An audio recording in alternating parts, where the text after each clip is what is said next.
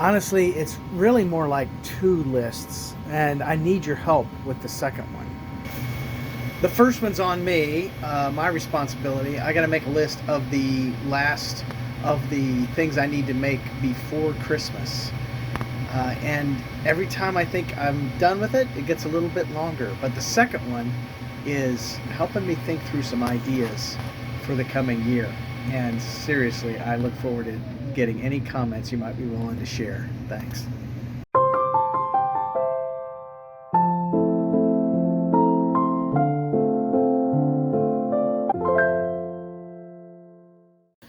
I am probably not going to be able to show too much more off that list than the bookmarks, and still get this up at the time that I want to. And I really struggled with this. My buddy David gave me a bunch of offcuts of cherry wood, and maybe some other stuff too, but mostly cherry here. And I've wondered, okay, what can I do with this? I maybe, do cutting board stuff or inlays or whatever. And I still may do some of that. But it occurred to me that this could be, so some of these are a little thick. This one's too thick really to be a decent bookmark. But these aren't too bad, especially after I sand them down a bit. These are a bit narrow for me to get anything on it unless I run something along the long way. And I think I figured out how to do that. But I had to figure out first how to actually get stuff centered on these narrow strips. These are just about 1.5 inches. And I remembered my little template thing with the decorations the other day. So I ran it on some paper to give me the outline, and then I had a spot to lay them down. And so here, Carol has some friends and she wanted me to make some for them.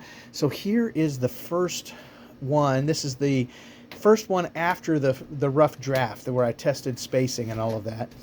And still need to do some sanding and then put the stain on.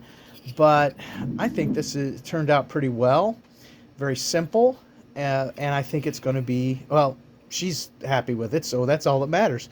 And it's been real nice as a kind of an exercise in how to make small objects work. Let me show what I mean a little better. Here's the little setup that I made, and I actually need to use a little bit of tape to keep stuff in place, because this stuff's very light and it moves very easily. But this is already done on the second side, so there's that. And here is the master position that I have to kind of guess at initially. And so I have to make sure that whatever piece I'm putting down is slightly over both edges and slightly above. And so these are cut about 5 inches.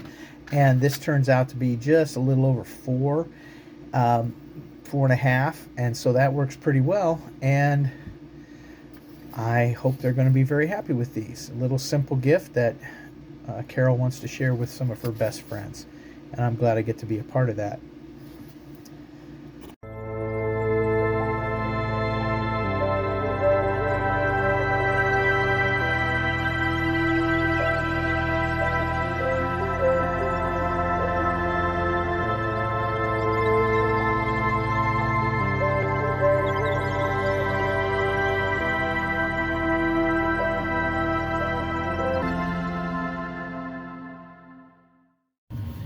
I was able to find something I'm probably not going to have time to show in this week's video, but the Castillo is actually a work of art that I'm going to be trying to adapt to burning into wood. And it's just line art, but I honestly don't know if it's going to just turn out to be junk or not.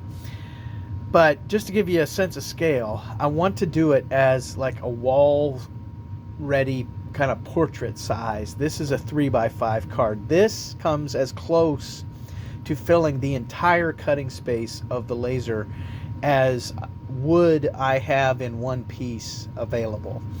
And I'm very, very interested. It's not the greatest wood.